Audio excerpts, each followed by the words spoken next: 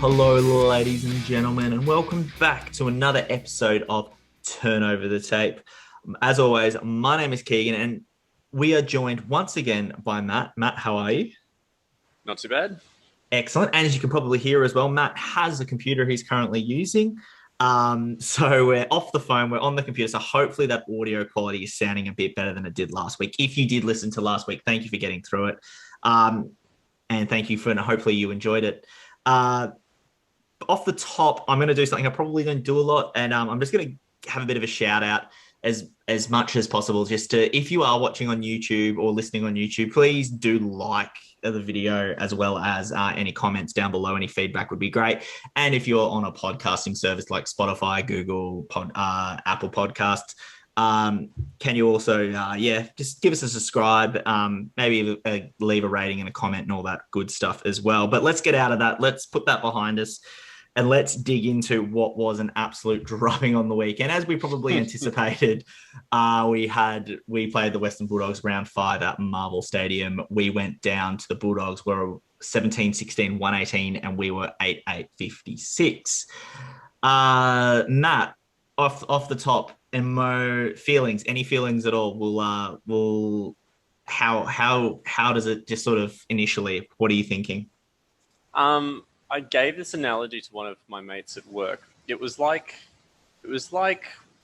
two prize fighters getting into a ring with each other, except we were like, I don't know, Anthony Mundine, and they were Mike Tyson, and we had both our hands tied behind our back. Yeah, it felt like that. And then everyone blows up because we lost. It's like you can only headbutt at that point, right? Yeah. It's one of those things where we came into the game with no illusions that we were going to do anything. Bulldogs were always going to win. It was just a matter of by how much. Did you watch the full game, Nat? I should have asked before the start. Yeah, you watched the full game. Perfect. So we're just going to break this down a little bit because there were almost two halves of the game. Also, I must admit, I missed it off last week's episode. We were playing for the Jarrad Grant Cup. We've got to give a shout out to Jarrad Grant, Spindle Shanks, even though I'm sure he loves that nickname. Give a shout out to him because that was our cup for last week and I forgot to mention it. But we'll break this game down to two halves because there was almost a game of two halves, even though we got absolutely pants and there's no way to get around that. The first half, I'll go and then I'll give you a chance to sort of add anything, Matt. But as I was actually there live, and that's the first live game, Suns game I've seen for nearly 2 years, which was a great indoctrination to life as a Suns member once again. Yeah, the first half we were completely outplayed. We didn't offer anything. I think it was like almost 71-9 at the end of the first half, which is absolutely utterly shambolic, and there's no other way to put it. The Bulldogs that played us, they were just better than us. They got their hands on the ball. They hit targets. They kicked goals. I think they were very accurate early on. They sort of towards the end of the game, they missed a few easy chances. But overall, I think as bad as the Suns were in that first half, that the Bulldogs were just equally just as amazing and great. Before we even started the recording, I was telling Matt how impressed I was with the Bulldogs, just watching them there live and just how they move the ball is just amazing. Although by that point I had about 3 or 4 beers, so maybe my observational skills weren't at the level, but you could just tell that the Bulldogs are a well-drilled unit. Matt, what did you think of the first half? It was like watching water go down a hill. It was just going to go down the hill. It was never going to fight back upstream. And, we got that consolation goal 30 seconds out from half time, but the swarm of the Bulldogs just never let us out. It was a tough watch. Very tough watch. Yeah, I just went looking for the scores while we were talking. So at half time, it was 11 goals 4 to the Bulldogs to 1 goal 3 of the Suns. So the Bulldogs were up by 61 points. They're up by over 10 goals. So if that doesn't tell you everything about how the game went, about how the first half went, I don't know what does. So other than that loquacious sort of goal, there wasn't much to cheer about. One person I would like to bring up early on, who I thought performed, and this might sort of give a bit of a hint to who I'm going to probably give my 3-2-1-2. I thought early on, I thought Will Power was our best player by an absolute country mile. Um, just his intercept marks were just very impressive. Basically coming against like a torrent, if we're using the water analogy, it's a torrent of water coming at him. He was the only one that was putting up any sort of resistance. And I thought when the heat was on in the game, he was probably the only player for me that really stood up and did their job. So I think I've got to give Will Power some props just for that. Was there anyone in the first half that you thought performed well as well, Matt? When the heat was on, when we were back against the wall, who do you think maybe showed that they cared, basically? I mean, Will Powell, as you said, was excellent. Took is always throwing himself in there, doing as much as he possibly can. It feels like every time Oleg got the ball, he wanted to just basically take the game on. And whilst not all of his touches were gold, it feels like every time he was getting the ball, he actually wanted to try and run and do something. He was something of a point of difference, even if it didn't necessarily come off. And Lukosius was Lukosius. So outside of that, it's probably tough to pick anyone that you'd even want to say anything about from that first half. Just bury it. Yeah. I reckon you've pulled out a few. I think, Markov definitely deserves a shout out as well. I think something that we were sort of calling out for last week was someone to just take the game on. And yes, sometimes it didn't come off for Oleg against the Bulldogs, but you're not going to be playing the Bulldogs every week. There are going to be games where we're probably against less fancied opposition, where those movements that Oleg's making will pay off, and they will go our way. So I think that him trying to take the game on was a real positive as well. So halftime came and went. I grabbed a few more beers, sat back down, and then the third quarter started. And lo and behold, we actually started playing some football. We started moving it a bit quicker. We started hitting up some leads, and God forbid, we actually started kicking some goals. So before we sort of get under all the positives of the third quarter and a little bit of the last quarter, in your eyes, Matt, do you think the third quarter and a little bit of the fourth quarter performance makes up for the awful first half? Oh, absolutely not. Just an absolute no. No. As soon as you're 10 goals down, as far as I'm concerned, you've basically given the game away. If you were going to show any spirit, you needed to do it earlier. I get the Bulldogs had their tail up, but even like the usual characters who get in there and tackle hard was sort of seen to be missing a little bit. No, it doesn't make up for it. The problem is that you get to the third quarter, the Doggies are up by 10 goals. They go out onto the field maybe a little bit too relaxed, and then we play at our highest pressure and we catch them napping for 10 minutes. It's like it's tough to think of it as anything other than junk time, even though we got back to 30 odd points. Yeah, I think we got back to 36 points at some point, at one point or another. Yeah. So absolutely not. Yeah, my thoughts exactly. I think if you're there are positives you can take away, that's fine. But I don't think it any way makes up for it if you've come out after you've basically been blown off the park and you decide, oh, we're gonna put in effort now, knowing that your opponents are probably gonna, we've done enough now, we can sort of take our foot off the accelerator a little bit. And that's not to say the Bulldogs went in and gone, all right, we'll lighten up now. It's just human nature. If you know you're safe and you know there's less pressure on you, you're not going to go as hard. So I feel like while there were positives, and we're going to talk about a few of them now, I don't think it forgives the absolutely turgid first half that we saw. So let's talk about those positives. Who for you, Matt, do you think really sort of not set the world on fire, because we still lost by 60 points, but who do you think performed well once we came out for that second half? I thought Ellis was good. Lukosius was still using the ball incredibly well.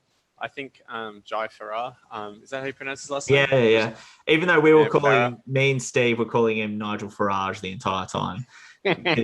because our doubling in UK politics, we'd had a few beers at that point. So we're just like, there's Farage. So yeah, anyway, continue, Matt. You've thrown me off now. All I can think of is NHS. Anyway, Farrar was good. Powell continued to be good throughout. Oddly, Harbrow didn't exactly play that badly. He was under a bit of pressure at times, but he wasn't actually that bad.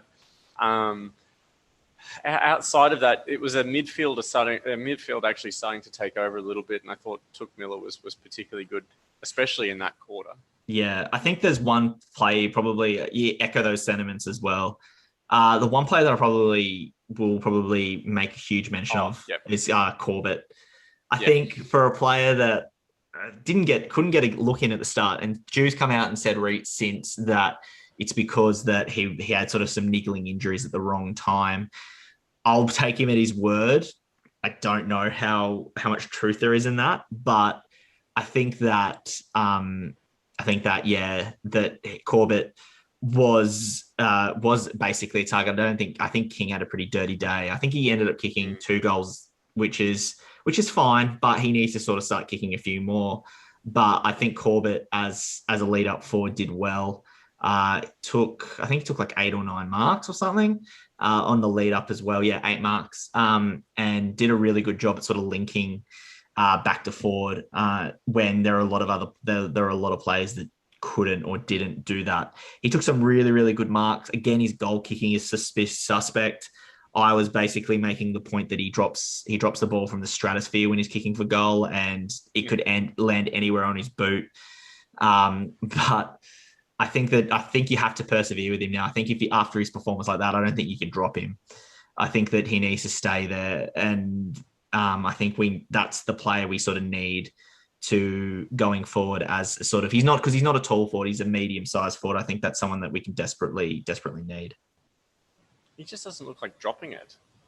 No, I don't know. Yeah, his hands must be like vices or something, because he just, as soon as he gets his hands on it, he doesn't drop it. Even if he's falling to the ground or something, they stick in there. And that is something we desperately need in the forward line. Again, his goal kicking suspicious. His actually field kicking is actually not too bad when he's sort of just turning around, hitting a target. His goal kicking can do some work, but that can be practiced. But the idea that he can run, take a lead, take a mark, and then turn around, hit a target, or go long for goal, or hit Ben King up, I think is pretty invaluable. And yeah, I think that he's someone we definitely need to persevere with. And same with Farrar as well. I don't think you can drop either of those two after the games they had. I think that they shown that they're well worth staying, and there are other players that definitely should be finding their way out before those two. So we sort of talk about the positives that were sort of with an asterisk next to them. Sort of just an overall wider question, maybe sort of away from this game, but this game sort of personified it correctly.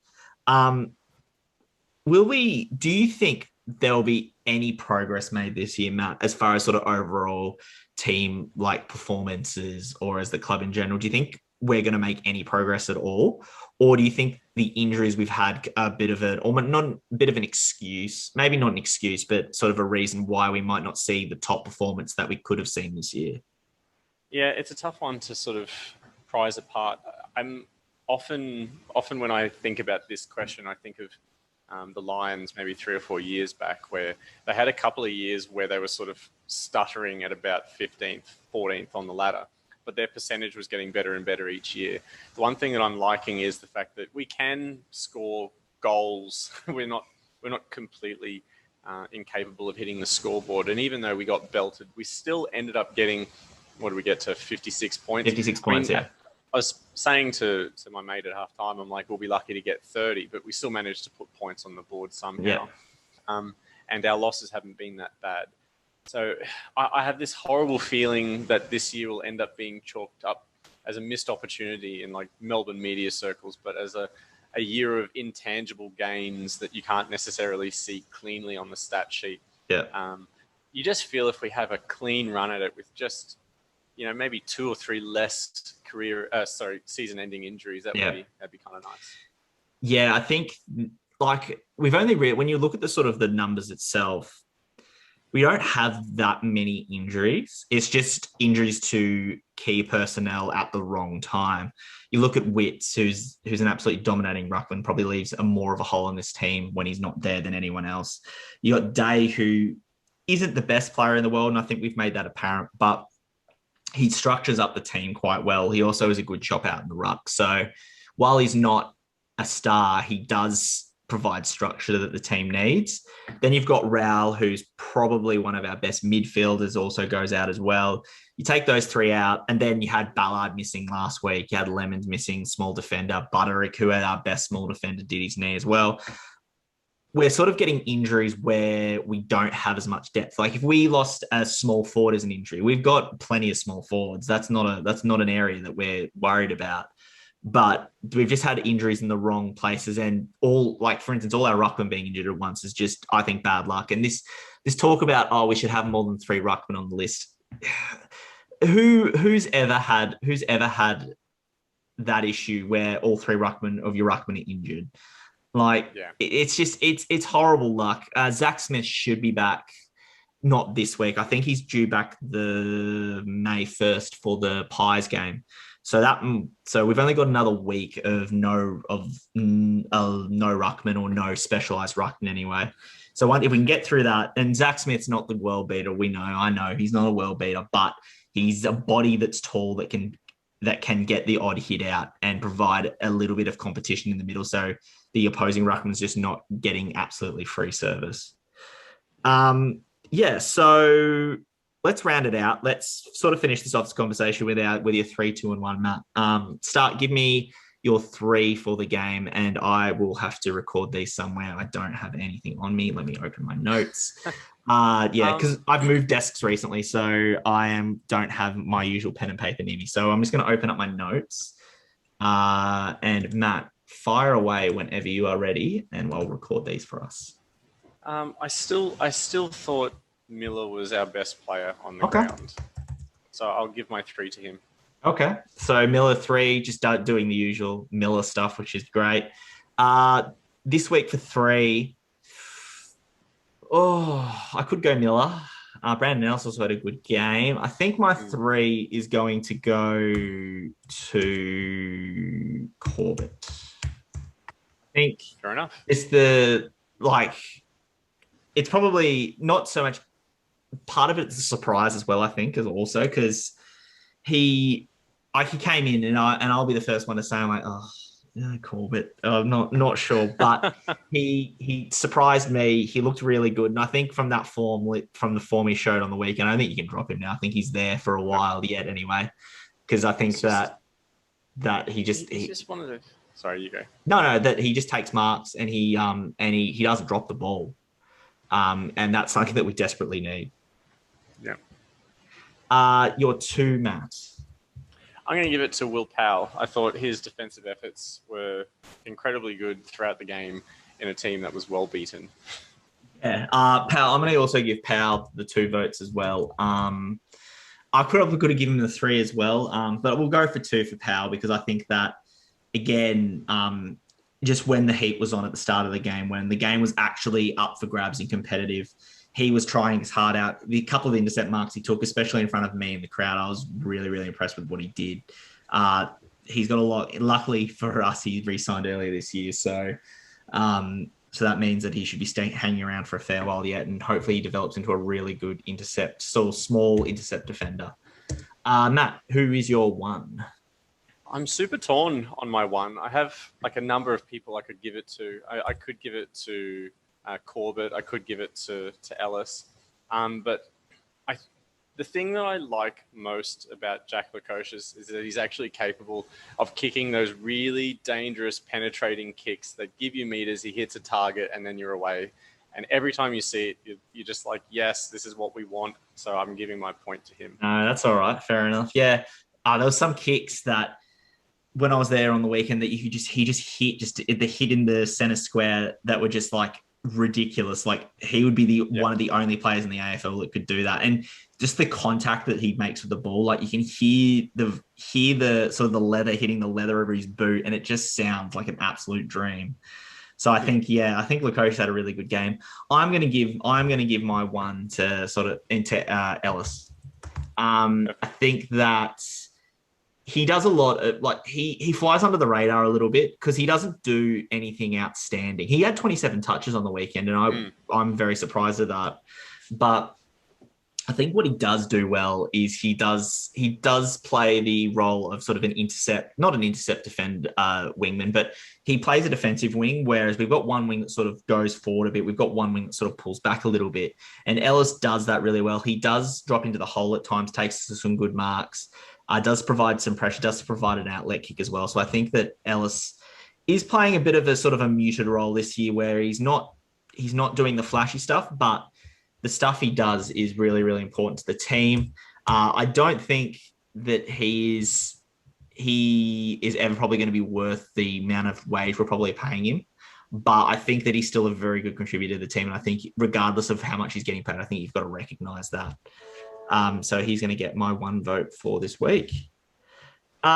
So talked about the team, talked about that Bulldogs game. We're going to put that behind us and we're going to rock up to Sydney this weekend. Matt, are you going to watch the Sydney game this weekend?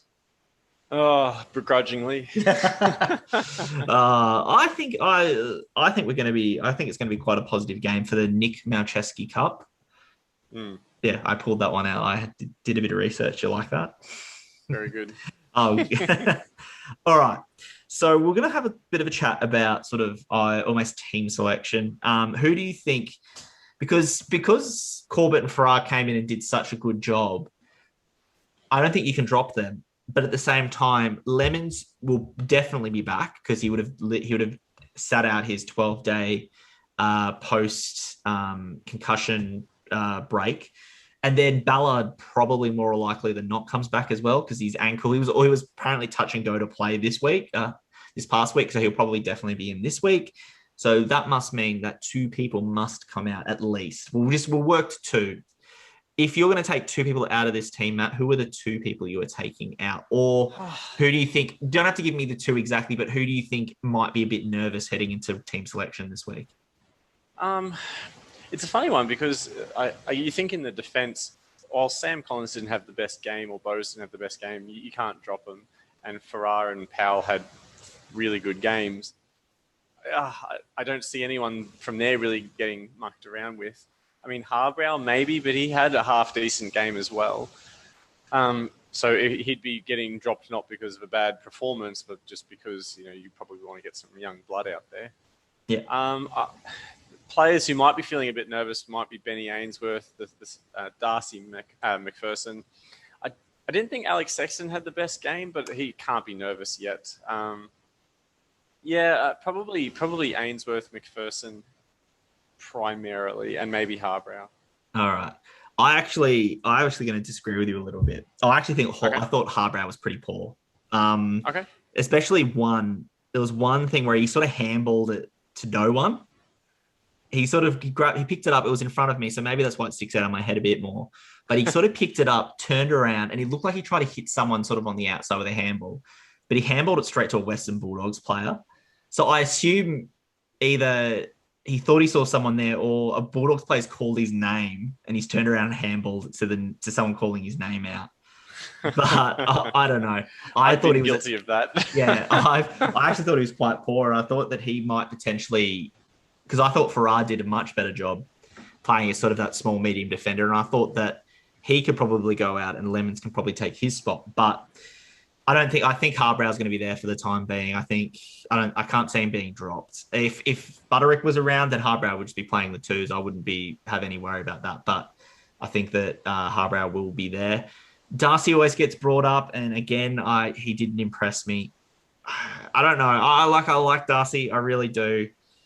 Like, he brings a bit of mungle to the team, but the same problems with his disposal being very questionable. And he also seems to miss, like, he always has at least a shot a game that he should really get and always misses it. Yep. And that's unforgivable if you're a small forward as well, because you only get limited opportunities and he's got to take them. And Alex, I actually thought Ainsworth played okay. I thought he took a couple of good marks. He burned a couple of chances as well, mind you. But I thought he did enough. Like, he does enough around the ground. Like, he does get up the ground a bit, turn around, and he can hit a target. Sexton really annoyed me this game. Like, really frustrated me. There was one early on, there was one shot for goal where he got it. He was 45 meters out. There was a Bulldogs player standing in front of him. and he tried to kick it around the Bulldogs player with a snap, and it just went out on the full. When there was someone, I think might have been Weller running past, that could have easily been an easy handball. But I think that he needs to contribute more than snaps around the body, because if he's only going to score 1 goal a game, he's not worth it, and he needs to do more. So, and also Holman, again, he tries hard. He's probably more in the Darcy mold where he has a go and he has a crack. But I think he's actually a good substitute. I think Holman is a good specialist emergency sub because he's flexible enough. He can play in the midfield. He can play in the forward line. He can even at a stretch play in defense if you need him to. So he can play everywhere. But I just don't think I don't think he's a starting player. So I'd almost be tempted to give Flanders a run as well because he's sort of been subbed the past 2 weeks. And I think that hurts his development if he just sits as a sub the entire time. I think you've got to give him actual games of football. Or if you're going to do that, at least let him play in the twos so he can get a bit of football under his belt. So I think that Flanders might be one that comes in as well. And I think, so those 4, Sexton, Holman, McPherson, and Harbrow would be the 4 for me that might be a little, not to say they'll be dropped, but they might be a little bit nervous sort of heading into this week. So before we sort of wrap this up, have you seen any of the Swans this year, Matt?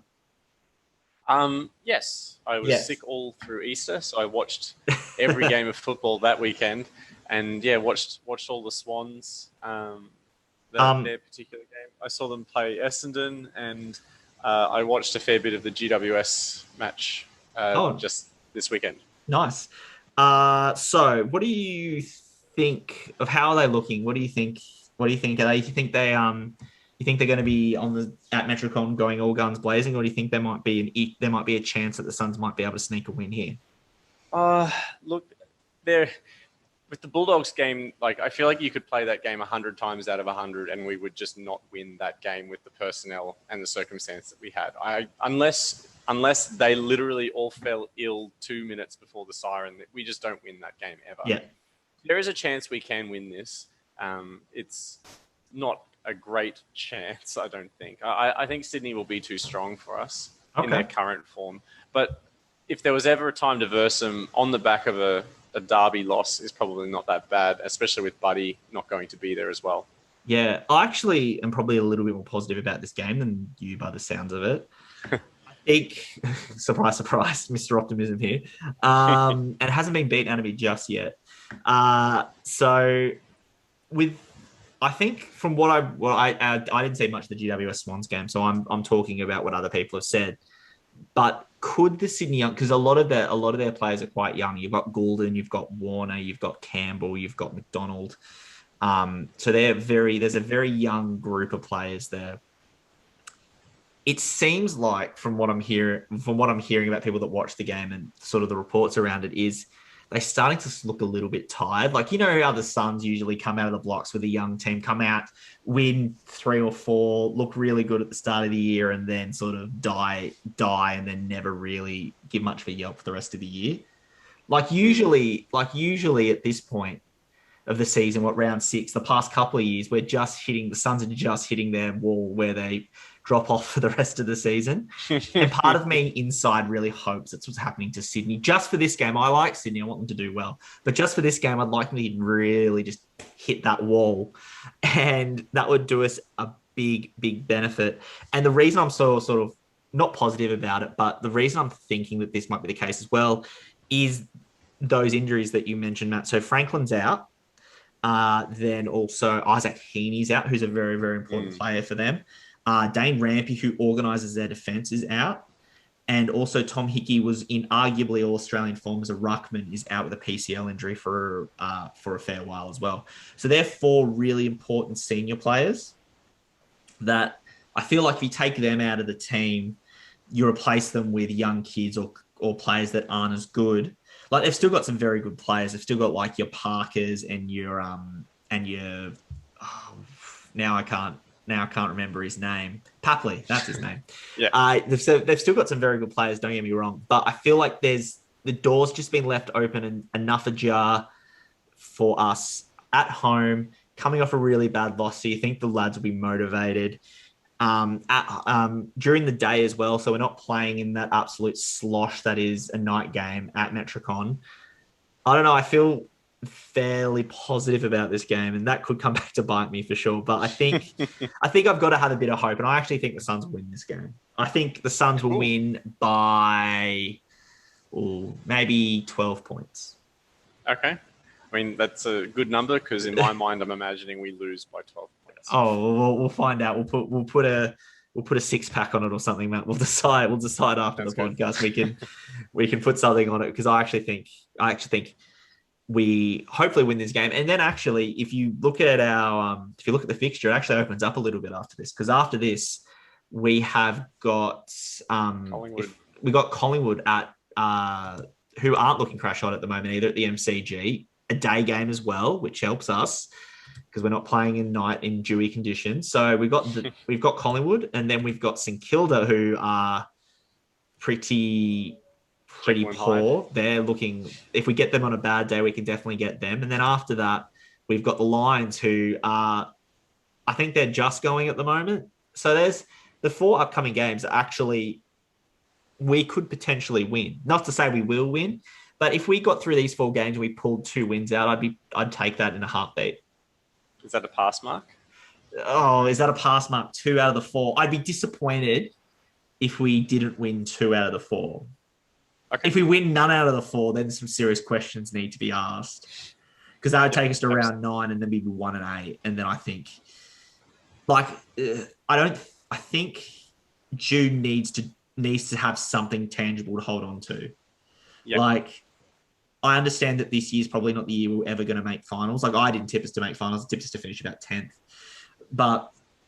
And next year's the year we should be pushing for finals. But if Dew gets to the bye with only maybe 2 or 3 wins and 9 losses, then the heat is really on and he needs to start performing because there are a few coaches that are coming out of contract or look like they might be leaving that might be good options if that was to happen, that Dew maybe didn't continue past this year. That's not to say I really want Dew to succeed, but at the end of the day, it's a wins and loss. And I heard this saying so much. It's a wins and loss business. So if you're not winning games, regardless of where you are in a rebuild or you're not hitting expectations, then rightly your job is under scrutiny. So if he needs a few wins. So if we got 2 out of the next 4 wins, I would probably take that as a pass mark and that something we can build on going forward. Yeah, the thing we don't want to be is 4-18 at the end of the season with an 80% for and against, right? Yeah. And I have this horrible, horrible feeling that that's what'll end up happening. We'll win 4 games for the year, but have this respectable percentage and probably have made a bunch of intangible gains that just aren't very sexy when you need to sell your season review at the end. Yeah, you could have honorable losses. And when you think about the games we've lost, the West Coast game loss was pretty close. The score probably at the end blew out a little bit. We were pretty close to Adelaide, only lost by 6 points. We were pretty close to Carlton. We lost by 13 points, 12 points. We lost. We beat North Melbourne, and then we got pants. So the Bulldog game is probably the first bad loss we've had. So yeah, I would hate if we got to the end of the year 4-18 and we've got a percentage of 80 or 85%.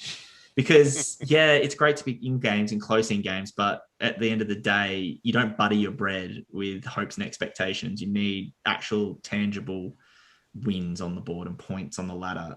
They're saying that another second round, another number 2 draft pick. I'm sick of being excited about the draft. I'd like to be very bored with the draft and go, we've got pick 10. I don't really care. We might pick someone up decent.